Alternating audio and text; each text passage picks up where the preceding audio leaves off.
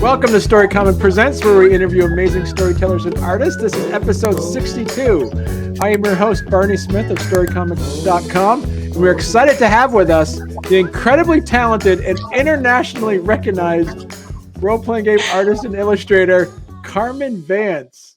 Carmen, how are you doing? I'm good. How are you? Good. And I want you, for the audience, before we went on the air, we looked at your mug. I don't know if you wanted to share what it says on your mug. That is great. This is very important for any artist out there. This is not paint water. No, I got to ask you, did somebody buy that for you? Or you bought that and you said, I need to have that? No, actually, a friend of mine bought it for me for my birthday, which is this coming Saturday. I'm kind of notorious for accidentally drinking my paint water or like cleaning my brushes in my coffee. So like after an hour, I look down and it's pretty much anyone's guess. You're gonna smell that. Smells like acrylic. It tastes a little bit like gouache. Is it gouache or is it Folgers? I don't know. Either way, I'm up. Either way, I'm up. Yes. So this is great. So before we kind of jump right into it, did you want to give give people a little bit of background on how you got into art? And we want to talk about some of your. And you mentioned in many of your bios that you are a big old school role-playing fan, and that's kind of where you like a lot of your artwork will go through in a little bit and kind of gravitate towards. But kind of give us a bit of a background on how you got started. And so I originally went to school for art, like fine art, and I had to drop out. So I was an art school dropout, and for years I stopped drawing. And in lieu of drawing, I was like, I need another creative outlet. I opened an occult store. And shortly after that, a friend of mine's dad actually ended up leaving me his first edition D&D books when he passed on, because I had always wanted to get into role-playing games and just couldn't really find a group. So we'd talk about it every now and then. But yeah, he left me everything. It was the Dungeon Master's Guide. It was the Monster Manual. It was like 6 players' handbooks. And I bullied some friends into playing. So like after that, like just the artwork in first edition D&D is spectacular. Like Earl Otis, like it's so outsider art, and it has such charm and energy. I think that's what made me start doing art again. And then after I'd been playing AD&D for maybe 6 or 7 years, I found Dungeon Crawl Classics and got really into that. And my favorite artist, Doug Kovacs, I met him at a convention, and I think he was the one that really made me consider getting back into art. Yeah, so that's the long and short of it. But I'm no longer an art school dropout because I just went back to school. But either way, like it's a strange path to take. And your artwork, and I'll just pull some of this up here on your, a good example of it would be through what we have here on your threadless.com site here. I gotta say, so did you start off as like most of your work, do you do a digital, or a lot of your work, it looks like it's all hand done?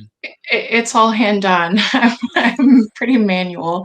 I do some cleanup with digital, like with Photoshop, but I don't really enjoy making digital art.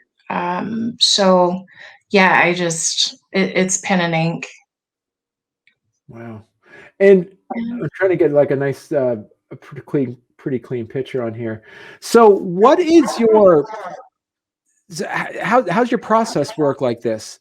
Now, do you are a lot of these that we're looking at, are these things that have been commissioned from you, or are these certain things that you just start drawing and you just either just through inspiration or practice? Because some of these look like there's stories behind some of these pieces of work. Yeah. So all of those were commissions. The guy with the unfortunate man with the axe through his face is for Mike Evans' upcoming project, Orcs, a high octane adventure. So, and the Frog God is for Kate Bullock and Camden Wright. They have a project that's coming out. It should be in March, the Kickstarter launches, but it's called Voracious. And that's a really interesting project, and it's going to be ongoing. But like for commissions, the process is basically like someone contacts me and they sort of have an idea in mind of what they want. Or like a space requirement, like I need a full page, I need a quarter page that's L-shaped to fill in this spot. What do you think you can do for me? And I'll usually do a few sketches and send them for approval before before I ink them. But yeah, and sometimes it'll be kind of like this, but can you do it more this way? And I'll change it, depending. So for some maybe like artists that are looking to do some illustration work in this, the question they might be asking is like, how did you get in this in the first place? How did you make these connections with some game designers? How did that work with you? How did that happen? Just through gaming, honestly. And I was fortunate enough to be in Cincinnati, which is like a hub for gamers. And Todd Bunn, his store, Gateway Games and More, he's a big proponent for people making their own games. I think at the same time when I was starting to publish, Jim Wampler was also at the store and he was playtesting Mutant Crawl Classics. And like he worked for TSR. He's about as old school as you can get. So I was, Tim Kask is there. He drops in every now and then. It's just a really inclusive spot for anyone that wants to game. So I think through that and just going to cons, especially like the smaller OSR cons like Gary Con, I met a bunch of people and, there's no one, sorry, my dog is drinking out of the water bowl. So there's like this strange sloshing in the background. There's no one nicer than just like old school gamers and DCC people. So I kind of feel like there's that energy of like the old punk ethos of DIY. Like if you want to do something, just do it and you'll get better at it. But the most important thing is just to get out there and do it. Yeah. And so over this past year, we're getting towards, things are starting to get brighter, both figuratively and literally speaking, with days are getting longer and, and we see an end to end at this, the pandemic. Do you, what some of the things that you did, because you did mention Gary Con, you did mention going to some conventions. Have you seen with, during the pandemic that you've been able to get more work done or less work done because of that physical connection to outside groups like that? I think less work, and it's something that I've heard from creatives of all stripes. Like we all thought at the beginning of lockdown, like, oh, I'm going to get so much work done. It's going to be amazing. But I don't think that's been the case for most people. And a lot of creatives that I know have experienced this and are kind of hard on themselves for it. Right. But, we're all experiencing this collective trauma that, I think the best artist is a happy artist, one that feels like safe and well fed and secure. So you can't really expect yourself to produce a lot under negative conditions. Right. I feel like I've done a lot of work this year that I'm proud of, but I don't feel like my output has been as good or prolific as years previous. So, Right. you know. And so were you able to, with this, with a lot of, Kickstarters happening, where do you see a lot of your, um, you getting now like some referrals from friends, or people are coming back and asking you for more work, and where do you see, where do you see this mostly coming from? New contract, I guess, contracts or clients, or is it reoccurring clients? It's about half and half. Yeah. Like either the new clients are mostly people that have seen my work, and it vibes with them, so they contact me, and I'm always happy to work with new people. And I am really excited to keep working with the same people though as well. Yeah, I last year, and this just shipped out. It was a project by Tim DeShane, who's a really well-known judge in the DCC community, and he finally started writing after we all pushed him to do it. He's one of the best judges in the game. So he did this sort of turn of the century carnival DCC game where you play a carny. Okay. And it's fantastic. It's called One of Us, and the first issue just came out in print, and we're going to start working on the next one soon. So I'm really excited about that. Like, like you want to stay with a project because you get to see it grow and evolve and just, have your hand in it. So, because your art, and your style does, as you say, it has that homage to the OSR field of things. Has there been any, like, have you been able to kind of like latch on to being like the definitive illustrator for certain game lines, or is there something that you're kind of working on that you have like your own ideas for, or anything like that? I don't know that I'm the definitive artist for anything. I think my style attracts people that maybe like that old school feel. And there are a few other artists that do really old school stuff. But yeah, I don't think I'm it. Do you have, so yeah, so with that, do you feel as though that that you kind of gravitate more towards that, like a specific genre over others? Because your art style is also very reminiscent as well of maybe like, like children's books or some other things, and I do see that as much as your bio talks about the OSR piece of it, there's a lot of, like, you also have some, we just showed some illustrations of also some of the their early sci-fi science fiction role-playing games as well. I love the old Ace and Daw books. The covers are just choice. Like anything gold and silver age. Like I think I just sort of absorb some of that by osmosis, and it comes out.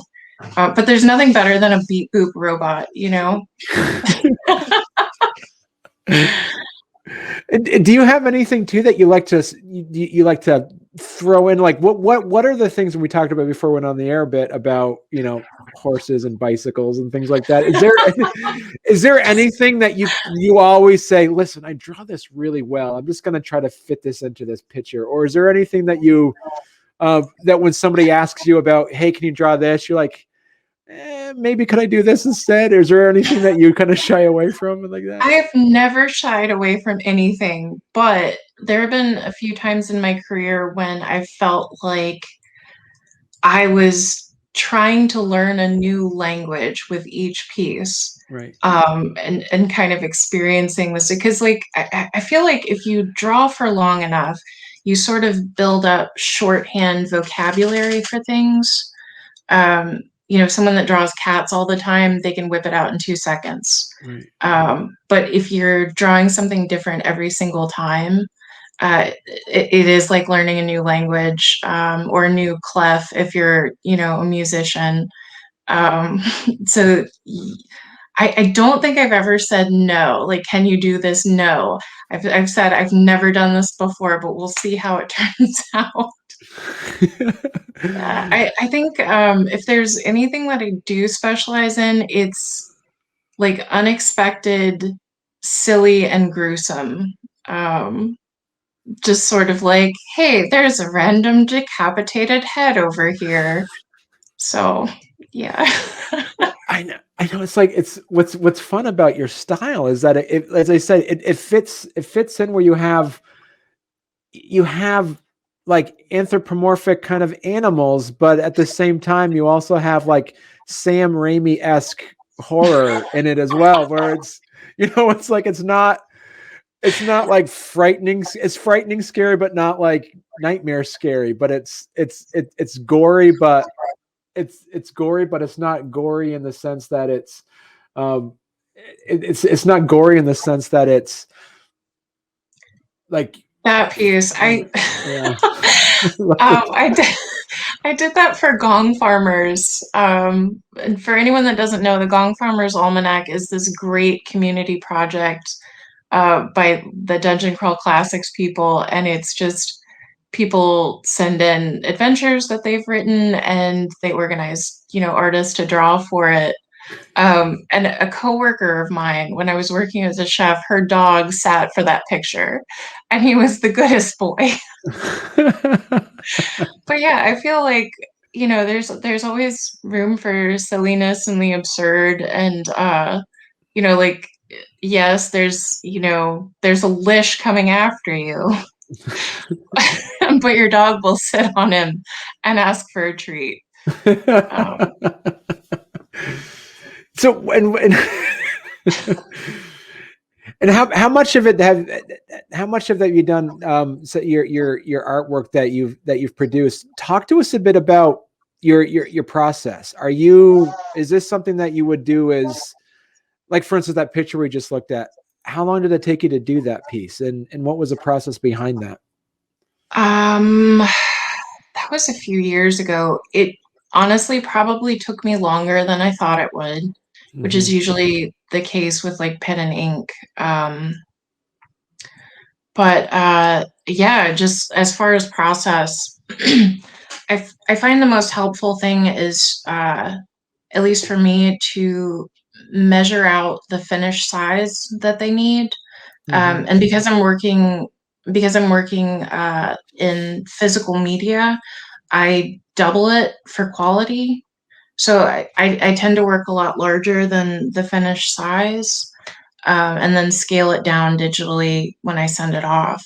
But yeah, that way I know what my parameters are, and then I just start sketching. Um, and the piece will kind of evolve. And I think for this one, I was like, how does grass work? How do I even draw grass? And that was, another aspect of like learning to speak a new language with every single drawing. And how much do you have to, like, pull up and do some research on that, or do you, like, now that the advent of the internet, it's so easy just to do a Google image search to figure something else like that. But do you actually have, like, with you as well, like go-to pictures, or you have a file that you can pull up, and like this, I always have that certain references that you can always look at when you're working on a piece of art? I think I tend to pull them up more ad hoc. Okay. Just sort of as needed. I do love there was an Italian comic book artist named Sergio Topi, and his work is absolutely fantastic. But whenever I'm like, I don't know if this is the best way to render something, I'll look at maybe how he did it, and I'm like, oh, that's really clever, because the way he layered textures, um, like not that my technique is anything like his, but he was really interesting because he was also primarily a self-taught artist. But yeah, it just sort of, so there's a few artists that I'll check out and be like, I wonder how they rendered this or simplified it, or and then just standard Google photo image search. What does an owl even look like? I don't know. And you do draw a lot of owls, I see, like earlier on. So what's the connection with owls? Is that's I just like them a lot. They're very strange animals. And so do you see, because you do have, in your portfolio, you do have a few color color works. Do you prefer black and white over color, or color versus black and white? How do you what do you prefer to work with, your preferred medium like that? The black and white images are what's usually most in demand for like commissions, Okay. just because of, the limitations and cost of printing. So generally when I'm doing color, it's just something silly that I've done for myself or for a friend. This was for my best friend Madeline, for Christmas. And she absolutely loves raccoons. And do Yeah. you have and And she just bought a house and is planning to do this exact same thing. it's got to be in a place where there's raccoons then, obviously, It's right? Wisconsin. She's she's Okay. she's gonna be queen of the raccoons. It's gonna be amazing. And you mentioned earlier though that you do sometimes you do some touch ups digitally. What format do you use, and do you see yourself kind of gravitating more towards that to other projects at all? I try to keep it minimal. Like Okay. I don't smooth anything out. It'll usually be something like I didn't erase all of my pencil lines, and sometimes that's charming. I'll tell you what, when I first started, so Stefan Pogue is one of my absolute favorite artists working right now. Like his stuff is spectacular. He does things with perspective that no one else does or can do. And they're weird and medieval. I feel like he's the reincarnation of Hieronymus Bosch. But he leaves his pencil lines in sometimes. And I always felt he did that on purpose because it gives this aliveness to it. I think he's the only person that can do that and make it look good. And when I do it, it just looks like absolute trash. So I'll usually just scrub those out digitally, or correct the levels sometimes if like the black and the white isn't really coming through, because scanners are a-holes. But yeah, I try to keep it really minimal so you can definitely tell that it's from physical media. Hmm. And do you use, was it Photoshop, or what would you use for? Usually Photoshop. Okay. Lately I've been using Photopia, which is free. And I highly recommend for any artist on a budget. Yeah. Yeah. And what do you use? So when you set up, like, say for instance, walk us through like a normal, like in, if somebody reaches out to you and asks for a drawing from you, how does that work? What's the setup? Like, for instance, so for say you have somebody that's asking like, hey, I want to do this too. Do you have some formalized, like, all right, here's my contract, this is how much I charge, or there's more of a discussion involved on that? What are the steps on that going as a professional artist? I strongly recommend to any artist or person reaching out, to drop like some sort of contract, just because it protects everyone involved. Right. I have often worked without a contract, and I am lucky in that it has never come to bite me. I'm very lucky, but a lot of that is because the people in the gaming community are really tight, and a lot of it is like word of mouth. And if you screw somebody over, there's obvious repercussions to that. But just so that you know everyone is clear about expectations, I feel like a contract is important. So if somebody reaches out to me, they'll generally ask what my rates are, and I charge by like its size and complexity. So like a piece of spot art that's, just a single figure would be a lot less than like a full page battle scene. So they, I give them sort of a range of rates and ask them how soon they'll need it, because I won't always have slots open. And I don't want to keep anyone waiting. So kind of getting an idea of when they'll need it is helpful. And then we just work from there. So. And how much time do you, so say you get a commission in place, is it depending on the size of it? Do you say I'll need X amount of days as compared to if it's a smaller thing? What would be your average turnaround that you would give, that you would expect from someone that's asking you for a commission? What would be the average turnaround you would give them?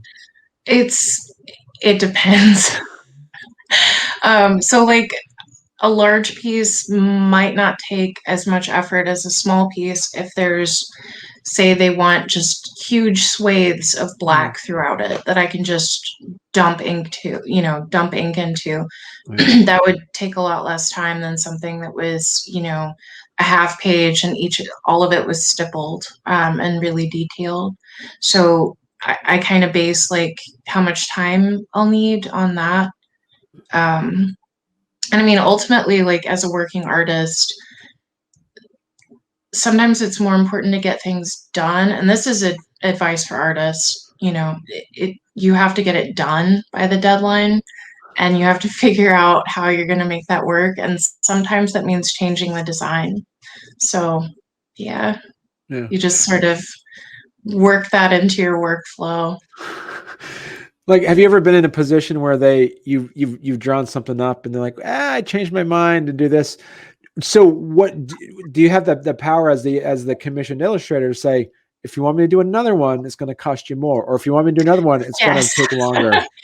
And that's why, that's another reason why it's important to have contracts. Like I've commissioned other artists for projects that I was involved in with Vance Games when I knew the workload was too hard, and I was like, oh, I really like this person's work, so I'll reach out to them. And it was a great chance to view other people's contracts.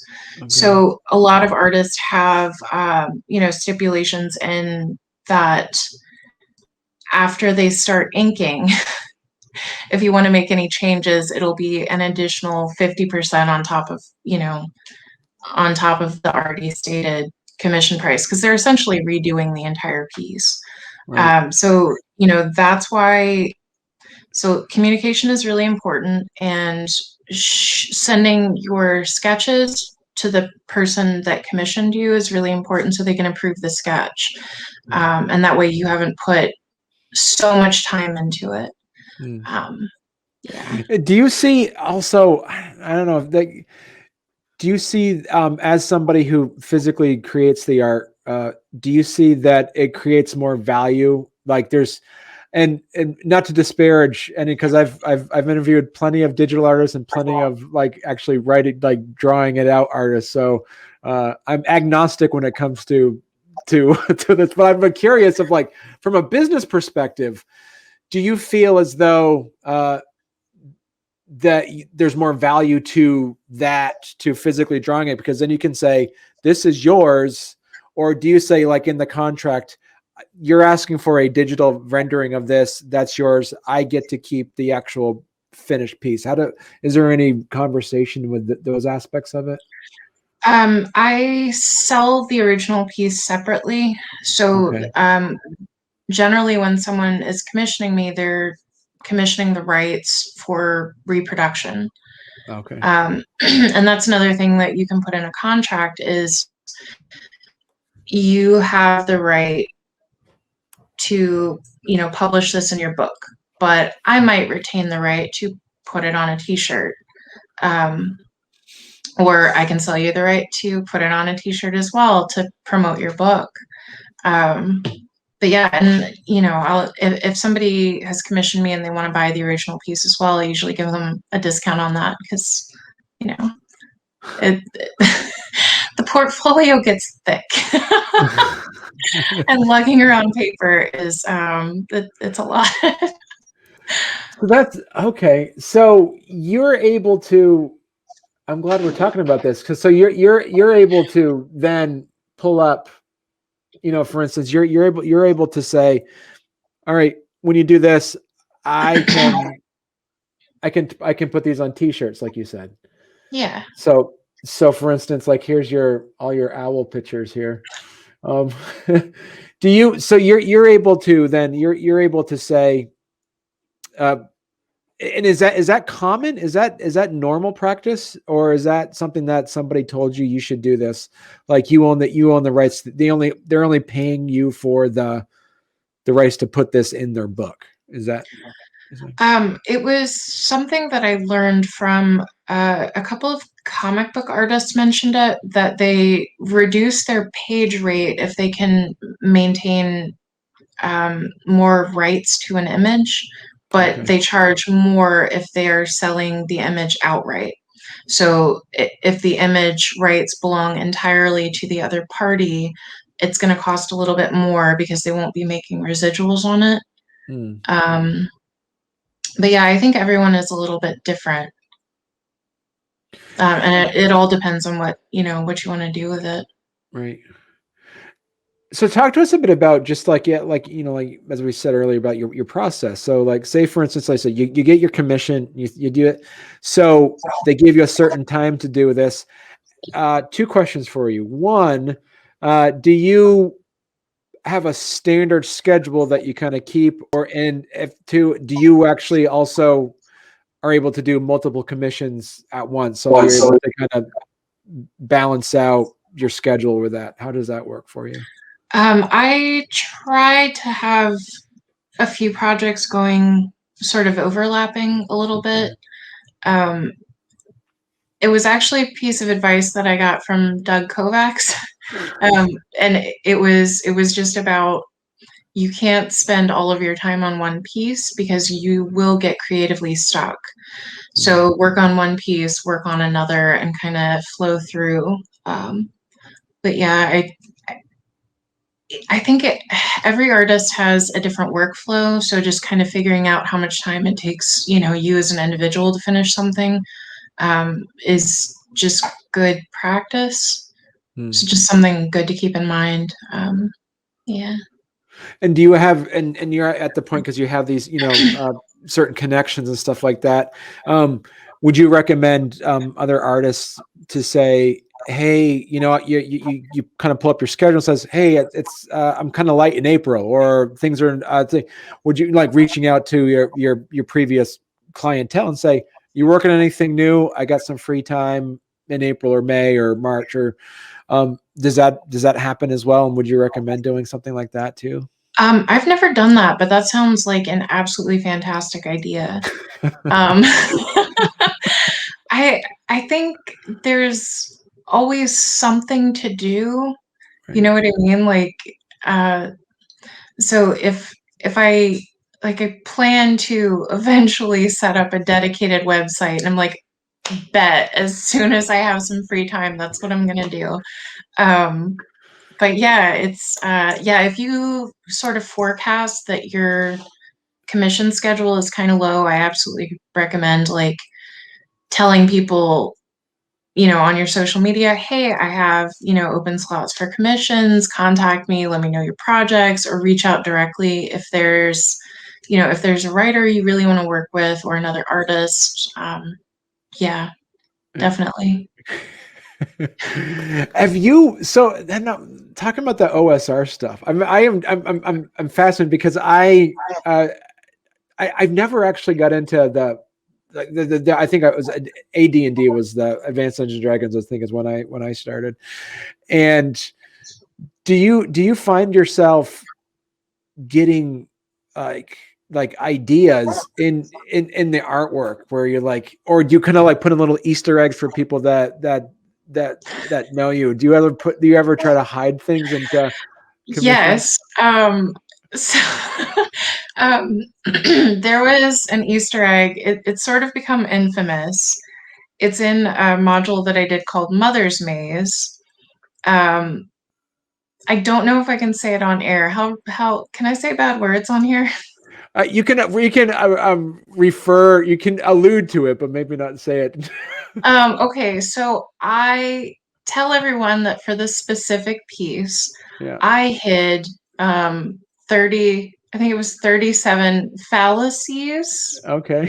And they spend 10, 20 minutes just staring at this piece like a Where's Waldo trying to find them all.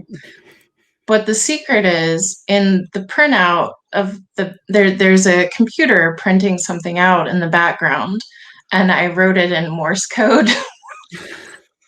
That's awesome. So yeah, there's like strange Easter eggs in there. Like that. All right, so we have. Wait a minute. Is this the one? Is it this one? No, not that one, but No. that one Okay. came from the same module. Okay. Let me see. I can probably pull it up and send it to you. And how you do with also with your, because you have a Redbubble account and you have some other ones, was that another thing you might recommend to artists as well? Like this is you see this as a good like passive income stream to help things out as well?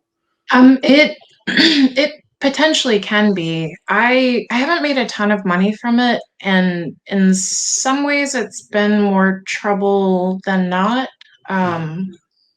I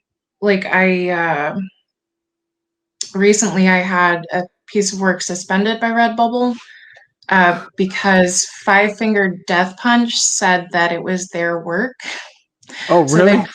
yeah, so like I got a copyright infringement notice, and I'm like, this is impossible. I did reverse Google image searches. I like submitted process photos to Redbubble and said like, hey, I still have the physical art. Here's my original contract for it. Five Finger Death Punch has nothing like this. But just weirdly, like out of nowhere, they were trying to claim my work as their own. I contacted them. I sent them messages on Twitter, just like, hey guys, can you like vouch for me? And they never responded. But yeah, it was suspended for like 2 months. So that was 2 months I wasn't making money from it, and just like the extra time that it took to yeah, so eventually they were like, Redbubble was like, fine, I guess it doesn't belong to them, you can have it back. But by then like the views had dropped and it just wasn't making any money. So some people make a lot of money from Redbubble and Threadless and other sites like that, but I mean it kind of all depends. I feel like if you're already making an image and you have a digital version of it, it doesn't hurt to put it up, especially on a site like that where you are retaining the rights to it. They aren't trying to lay claim to it. Right. And then if you make money, you make money. And if you don't, it's fine. It's just another way for people to find you. Is that how hard is that or easy is that to just claim somebody else's artwork like that? On there, it's very easy. But like they also have I I don't know, like it's a site where it seems like half of it is Bob's Burgers, and I know it isn't licensed stuff. You know what I mean?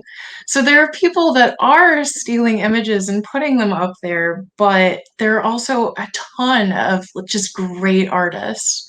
Right. And you know, I do believe that artwork should be accessible, and everyone's art, like everyone's life is improved by having access to art. So if you're like, not everyone can afford, you know, a $300 or $400 original, but they can afford this $3 sticker, this thing that they really like they should have that, you know.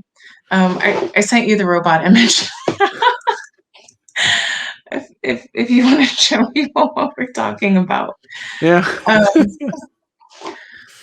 Yeah. Do you have, oh, I think this is on your DeviantArt, right? Yeah. Okay. All right. Yeah, but just like in the background, the little computer paper has a message in Morse code. That's awesome. So yeah, you made it sound like a lot more risque than it actually does look like. So, yeah. You have And it was a reference to Clerks. So okay. Yeah, you have to. Yeah, yeah, that's funny. That's good. So yeah, so check it out. So if everyone wants to see it, so what is your? Uh, do you have like through Redbubble and Threadless? Do you actually have like a kind of like go to image that people will that seem to be popping more than others, or? I feel like it fluctuates. Does it? Yeah. Yeah. And do you have? And how do you see like you have some of your your as we talked earlier about your colors of like your the mushrooms, and then there's that beautiful that beautiful what did you got, like a nature goddess or something like that, or what is, Yeah. was that from an actual book as well? Was that an actual commission too, or is that No, that was something? just I really needed some color in my life. So I yeah, that was just like a personal project.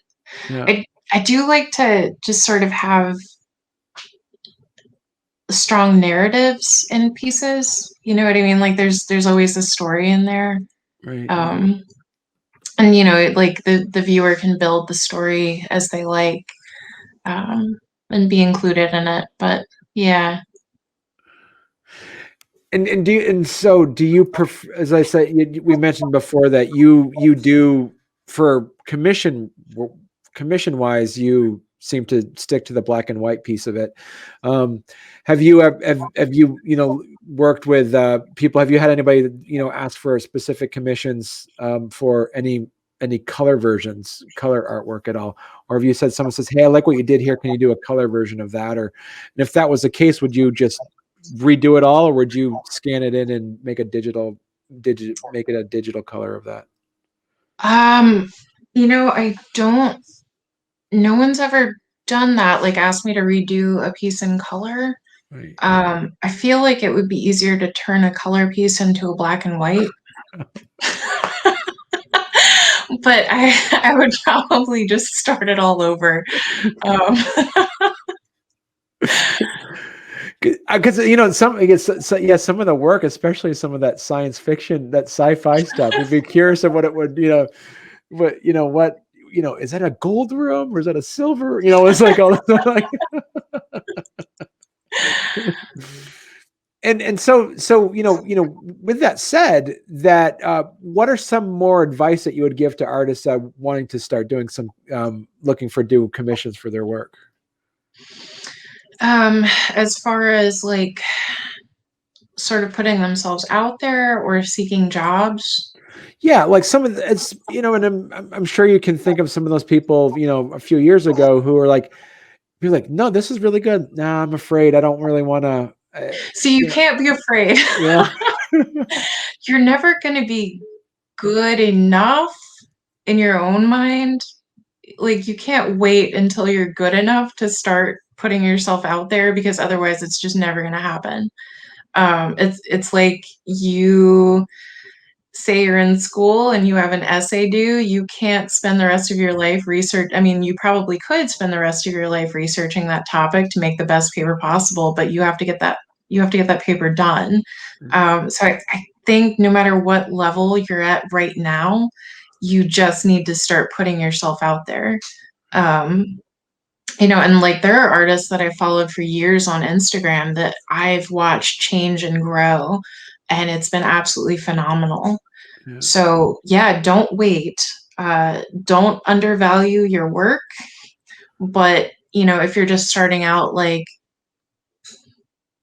make sure that you're communicating that clearly with the person that you're working with. If you've taken money for it, like, hey, I'm not really used to this process. So if you could, like give me a little hand holding, I feel like that's fine. Yeah. And like earlier I mentioned the Gong Farmer's Almanac, and that is, I feel like it's the best intro into learning how to publish and stick to a schedule. And it has, just the people that are involved in it are really good resources and really friendly. Yeah. So, like you're not getting paid for it, but, a lot of people will see your work. It's usually distributed at Gen Con, at the Goodman Games booth. But yeah, a lot of people will see your work. You'll get to work with a lot of really great writers, and your stuff will be published. So something like that's good. And how often have you been working with specifically in like the module system, and done other work with, say, as we mentioned earlier, like illustrations for other books, or maybe sequential art, like illustrations in like graphic novels or anything like that? Have you getting a lot of questions or directions on any of that stuff as well? I think so. I'm a big fan of graphic novels. I probably consume more than I've actually made. I just finished and started coloring Ghost of the Second City, which is my first large scale graphic novel. Um, yeah. Wow. Okay. Yeah. But I think the advice is the same. Like, you will always look back on your work with deep shame. And that's okay. Like, there will always be, there's always going to be something that you feel like you could have done better, but you're not going to realize that until you start doing the work. So it's more important to do the work and put it out there than, wait to get better. Right. Yeah. Yeah. Cool.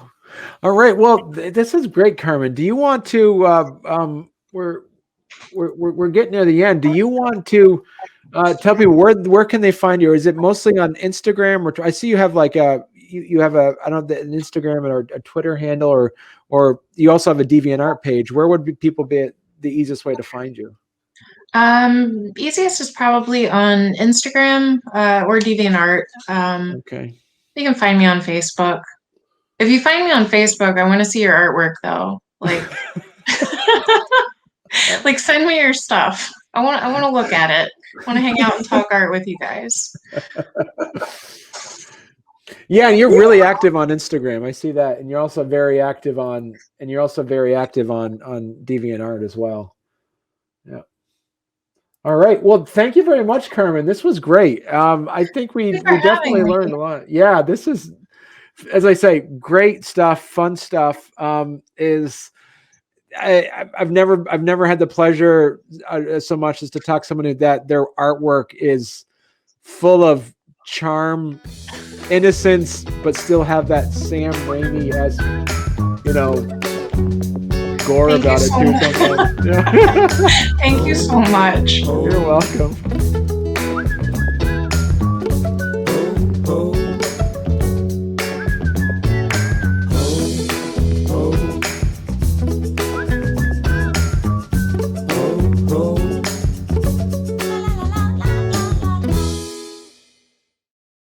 Or maybe I was listening to, I can't remember where I heard this, but they said that the two hardest things to draw is bicycles and horses. So if you can draw a horse riding a bicycle, you've mastered art. I'm gonna try that tonight.